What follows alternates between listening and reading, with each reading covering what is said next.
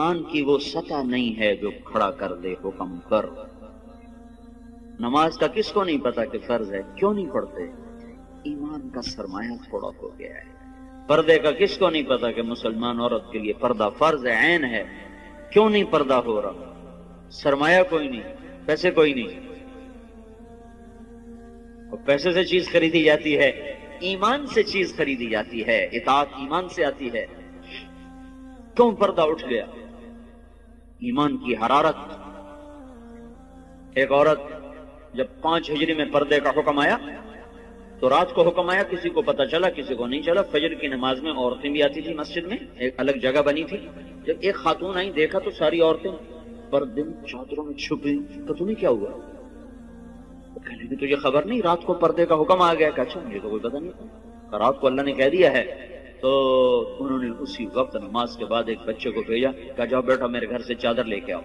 وہ بچہ گیا، گھر سے چادر لے کر آیا، پھر چھپ چھپا کے چہرے کے چھپا کے جب گھر پہنچی تو ان کے خامد نے فرمایا جب تمہیں پتہ ہی وہاں جا کے چلا تھا تو اس تکلف کی کیا ضرورت تھی، یہیں آ کے شروع کر دیتی۔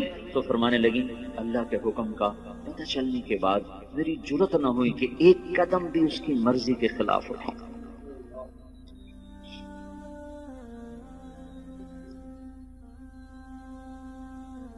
اب چونکہ ایمان کی حرارت ہے نہیں، ایمان کی طاقت کمزور ہو چکی ہے، تو ہیلے بہانے اور لچر عذر۔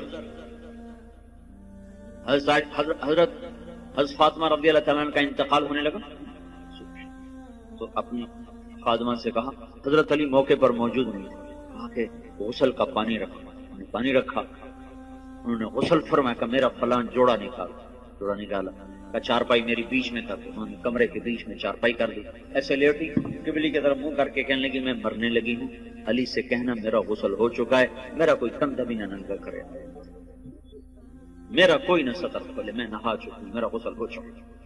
ان کو مرنے کے بعد بھی یہ فکر ہے کہ میرا کندھا ننگا نہ ہو۔ آج کے لباس نہیں دیکھتے ہو، ساری کمر ننگی ہو رہی ہے، سارے بازو ننگے ہو رہے ہیں۔ یہ مغرب کی بیٹیاں بن کے عزت پانا چاہتی ہیں۔ مغرب کی عورت نے آزاد ہو کر بڑا دکھ پایا ہے، مجھے میرے رب کی قسم، اس کی آزادی نہیں، ہلاکت ہے، ہلاکت۔ میں آپ کو چھپاؤ چھپاؤ چھپاؤ، جتنا چھپو گی اتنا اللہ کے ہاں روشن ہو جاؤ گی، جتنا ظاہر ہوگی اتنا اللہ کی نظر میں ذلیل ہو جاؤ گی۔ یہ تو پاگلوں کا جہان ہے، پاگلوں کے پیچھے چل پڑو گے۔ ہماری مائیں وہ ہیں جنہوں نے موت کے بعد بھی کہا میرا سطر نہ کھلے، کوئی میرا کندھا بھی نہ دیکھے۔ حضرت علی تشریف لائے تو انتقال ہو چکا تھا، تو خادمہ نے کہا کہ یہ فرما کر گئی ہیں، فرمایا ایسا ہی ہوگا، ایسا ہی ہوگا۔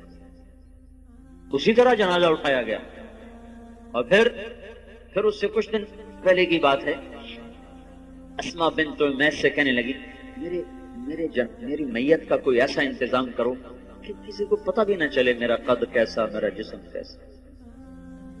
تو انہوں نے کہا میں نے حبشہ کی ہجرت کی تھی، تو وہاں عورت کو دفن کرنے کے لیے، عورت کی میت اٹھانے کے لیے ہوتا ہے کہ وہ چارپائی کے اوپر ایسے وہ لکڑیاں جو لچکدار ہوتی وہ اس طرح پھنسا دیتے ہیں، اس کے اوپر چادر ڈال دیتے ہیں، تو اس سے وہ سارا وجود اندر چھپ جاتا ہے، پتہ ہی نہیں چلتا قد کیا ہے، موٹائی کیا ہے اور چھوٹائی کیا ہے۔ کہ بس میرے ساتھ بھی ایسا ہی کرنا۔ ایک مدد اللہ نے کی کہ میں رات کو اندھیرے میں اٹھایا، دن کے اجالے میں نہیں اٹھایا۔ ایک پردہ اللہ نے کہا کہ پوری رات کو پردے کا حکم دے دیا کہ محمد کی بیٹی آ رہی ہے، پردہ کرو۔ دوسرا کام اسماء بنت امیس سے کروایا، انہوں نے وہ پت لگا دی۔ وہ دستور آج بھی عرب میں چلا آ رہا، حضرت فاطمہ سے یہ شروع ہوا، اسے پہلے نہیں تھا۔ یہ جو جنازہ اٹھتا ہے، آپ لوگ دیکھو حرم میں جو جنازہ ابھرا ہوتا ہے وہ خاتون کا ہوتا ہے، اس کے اوپر انہوں نے کور لگایا ہوتا ہے۔ دیکھنا جو لوگ جاتے ہیں حج پہ، تو میں تو کئی سال سے جا رہا ہوں، کر یہ پڑھا بھی تھا وہ دیکھا بھی ہے کہ جو خاتون کا جو جنازہ ہوتا ہے ویسے ابھرا ہوتا ہے، اور جو مردوں کا جنازہ ہوتا ہے ویسے سیدھا ہوتا ہے۔ وہ ایسے اونچا کیا ہوتا ہے تاکہ یہ عورت کس قد و قامت میں ہے وہ بھی پتہ نہ چلے۔ اسلام ایسے حیاؤں والا طریقہ زندگی بتاتا ہے کہ ہماری عورت کا مرنے کے بعد بھی پردہ ہے، یہ زندہ ہو کے باہر نکل رہی ہیں، کون ان کو سمجھائے؟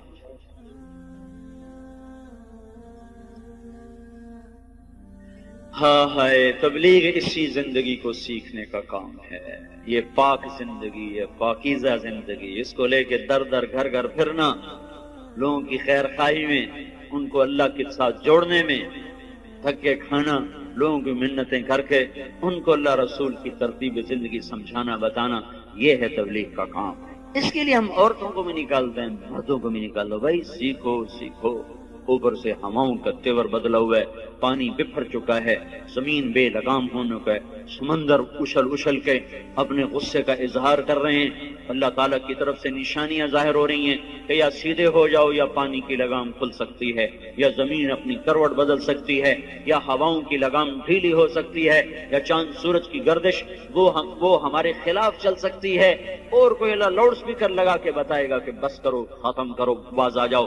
انہی چیزوں سے اللہ بتائے گا کہ لوٹ آؤ لوٹ آؤ لوٹ آؤ لوٹ آؤ۔ اس لیے بھائیو بہنوں، توبہ کرو اللہ کے دربار میں، مانگو اللہ سے معافیاں، اور اپنی زندگی کو اللہ اس کے رسول کی پاکیزہ ترتیب میں لاؤ اور ڈھالو، اس کو نکل کے سیکھو، گھروں میں اس کی فضا بناؤ، بچوں کو لے کے بیٹھو، ان کو آخرت بتاؤ، جنت بتاؤ، جہنم بتاؤ۔ آج کا ماں باپ بڑا ظالم ہے کہ 2-3 سال کے بچے کو اسکول کے حوالے کر دیتے، اور مائیں فارغ، باپ فارغ، باپ کاروبار میں، مائیں اپنے بناؤ سنگار میں۔ آج کی ماں نے جو کرنا تھا وہ تو کر نہیں رہی، اللہ نے اس کے ذمہ خامد کی روٹی نہیں لگائی، خامد کے ماں باپ کی خدمت نہیں لگا، وہ کرے تو اس کی نیکی ہے اور کرنا چاہیے، لیکن اگر وہ نہ کرے تو اس عورت کو نافرمان عورت نہیں کہا جا سکتا۔ تو پھر اس کے ذمہ کام کیا ہے؟ تھکا دینے والا، کھلا دینے والا، جوڑ درد سے پکار اٹھے، وہ کیا ہے؟ نسل کو تیار کرنا۔ یہ اتنا اوکھا کام ہے کہ دانت کے تلے پسینہ آ جائے۔ جو مائیں کرتی نہیں ہے، وہ اپنی طرح جنگل کے پودے کی طرح جوان ہوتے ہیں، جوانوں جب ایسے آنکھ دکھاتے ہیں تو پھر ماؤں کے کلیجے پاڑتے ہیں۔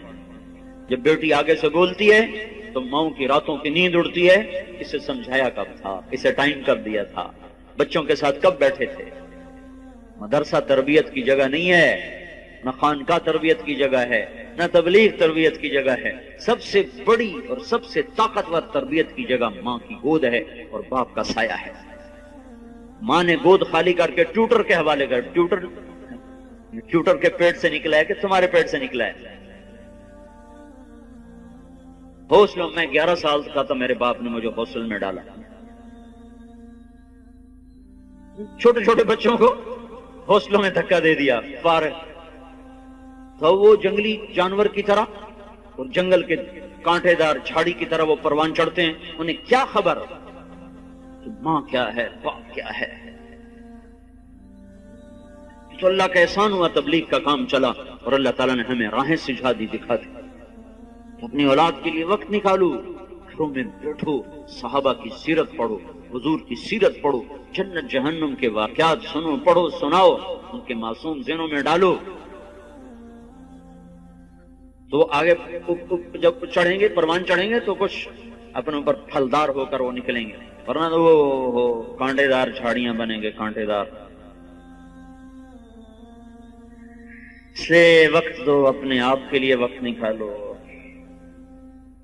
اپنی نسل کے لیے وقت نکالو، اپنے گھروں کو مسجد بناؤ، گھروں کو مسجد بناؤ۔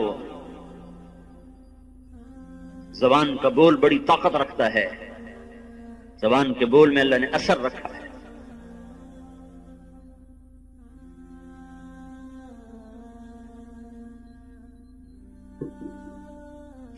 عیسائیوں نے حملہ کیا، مسلمان بادشاہ نے لشکر بھیجا، خبر آئی شکست ہو، تو ملکہ نے کہا یہ خبر غلط ہے۔ بادشاہ نے غصے میں کہا کیسے غلط؟ خبر باہر سے آئی، تو اندر بیٹھ کے تو غلط کہتے، تو چپ ہو گئی۔ کچھ دنوں کے بعد خبر آئی کہ واقعی خبر غلط تھی، فتح ہوئی۔ تو بادشاہ نے اپنی بیوی سے پوچھا تو نے یہ اتنے دعوے سے بات کیوں کہی تھی؟ اس نے کہا بات یہ ہے، جب یہ میرا محسوس ہوا کہ میرے پیٹ میں کوئی امانت ہے تو میرے منہ پہ ایک لقمہ بھی حرام کا نہیں آیا، میں نے کوئی مشتبہ کھانا نہیں کھایا۔ کہ جب یہ پیدا ہوا، یہ کون سنا رہی؟ کوئی کسی مولوی کی بیوی نہیں، بادشاہ کی بیوی کا سنا رہا۔ جب یہ پیدا ہوا تو میں نے جتنی دفعہ اسے دودھ پلایا، پہلے 2 نفل پڑے پھر دودھ پلایا، وضو کیا 2 نفل پڑے دودھ پلایا، 2 سال میں نے یہ چکی چلائی ہے، 2 سال میں نے یہ مشقت برداشت کی ہے کہ ہر دفعہ اس کے لیے میں وضو کرتی، نفل پڑھتی، پھر دودھ پلاتی، تو جو اتنا پاک دودھ پی کے پروان چڑھے وہ کافر کے آگے کیسے بھاگ سکتا؟ یہ خبر اگر آتی کہ شکست ہوگی اور میرا بیٹا شہید ہو گیا تو پھر اس کو میں مان جاتی، لیکن میں یہ نہیں مان سکتی کہ جس کو میں نے ایسا پاک دودھ پلایا ہو وہ موت کے ڈر سے بھاگ جائے۔ یہ نہیں سکتی، یہ کام آج کی ماں نہیں کر رہی ہے۔